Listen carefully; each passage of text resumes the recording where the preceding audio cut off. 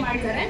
ಜೊತೆಗೆ ಎಲ್ಲ ಏನು ಚುನಾವಣೆಗೆ ಆಯ್ಕೆಯಾಗಿರುವಂತಹ ಪೋಷಕರಿದ್ದಾರೆ, ಅವರಿಗೆ ಈ ಸಲ ಒಂದು ವಿಶೇಷ ಮಾದರಿಯಲ್ಲಿ ಏನಂತ ಹೇಳ್ತಾರೆ, ತುಂಬಾನೇ ಒಂದು ಹೊಸದಾದಂತಹ ರೀತಿಯಲ್ಲಿ ಒಂದು ಸರ್ಟಿಫಿಕೇಟ್ ಕೊಟ್ಟಿದ್ದಾರಲ್ಲ, ನಿಜಕ್ಕೂ ಅದು ಶ್ಲಾಘನೀಯವಾದಂತಹ ವಿಷಯ.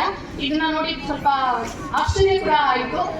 ಈ ತರ ಕೂಡ ಶಾಲೆಯಲ್ಲಿ ಒಂದು ಹೊಸದಾಗಿ ಒಂದು ಮಾಡ್ತಾ ಇದಾರಲ್ಲ, ಇದಕ್ಕೆ ನಾವು ಕೈ ಜೋಡಿಸ್ಬೇಕು ಅಂತ ಬೇರೆ ಪೋಷಕರಿಗೂ ಕೂಡ ಅನ್ಸುತ್ತೆ.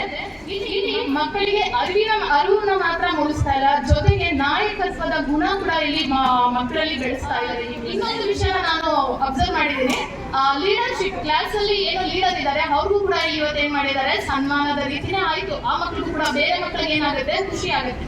ನಾನು ಲೀಡರ್ ಆಗಿದ್ರೆ ಗೆಸ್ಟ್ ಬಂದಿದ್ರು, ಅವ್ರ ಹತ್ರ ನಾನು ಕೂಡ ಬ್ಯಾಡ್ ಹಾಕ್ಸ್ಕೋಬೋದಾಗಿತ್ತು, ಸೈನ್ ಮಾಡ್ಬೋದಾಗಿತ್ತು. ಇನ್ ಮುಂದೆ ನಾನು ಚೆನ್ನಾಗಿ ಹೋಗ್ತೀನಿ ಅಂತ ಇನ್ ಮುಂದೆ ಮಕ್ಕಳು ಹೋಗ್ತಾರೆ. ಬೇರೆ ಕಮಿಟಿನೂ ಕೂಡ ಏನ್ ಮಾಡಿದ್ರು, ಮೆಂಬರ್ಸ್ ಅನ್ನ ಸೆಲೆಕ್ಟ್ ಮಾಡಿದ್ರು. ಅಲ್ಲಿ ಯಾರನ್ನ ಆಯ್ಕೆ ಮಾಡುವಂತ ಗೊಂದಲ ಕೂಡ ಸರ್ ಕೂಡ ಆಲ್ರೆಡಿ ಹೇಳಿದ್ದಾರೆ. ನಿಜಕ್ಕೂ ಅದು ನಾನು ಒಪ್ಕೊಳ್ತೀನಿ. ಎಲ್ಲಾ ಕಮಿಟಿಲಿರೋ ಮೆಂಬರ್ಸ್ ಕೂಡ ಹಾಗೆ ಇದ್ದಾರೆ. ಈ ಸಲ ನಾವೆಲ್ಲರೂ ಸೇರಿ, ಜೊತೆಗೆ ನಿಮ್ಮ ಸಹಕಾರ ಕೂಡ ನಮ್ಮ ಜೊತೆ ಇರಬೇಕು. ಮಕ್ಕಳಲ್ಲಿ ಎಸ್ಪೆಷಲಿ ನಾವಿಲ್ಲಿ ಈ ಒಂದು ಕಮಿಟಿಯಲ್ಲಿ ನಿಂತಿರೋದೇನಂದ್ರೆ, ನಮ್ಮ ಮಕ್ಕಳಿಗೆ ಓದ್ತಾ ಇದ್ದಾರೆ, ನಮ್ಮ ಮಕ್ಕಳ ಬೆಳವಣಿಗೆ ಆಗ್ಬೇಕು ಅಂತ.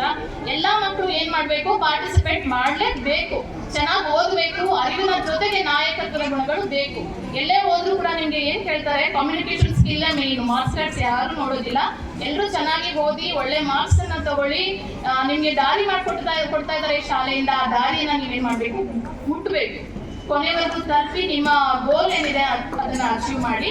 ಸೊ ಈ ಒಂದು ಅವಕಾಶ ಮಾಡಿಕೊಟ್ಟಿರುವಂತಹ ಶಾಲೆಯ ವ್ಯವಸ್ಥಾಪಕ ಮಂಡಳಿಗೆ ನಾನು ಕೃತಜ್ಞತೆಗಳನ್ನ ಮತ್ತು ಧನ್ಯವಾದಗಳನ್ನ ತಿಳಿಸ್ತಾ ಇದ್ದೀನಿ.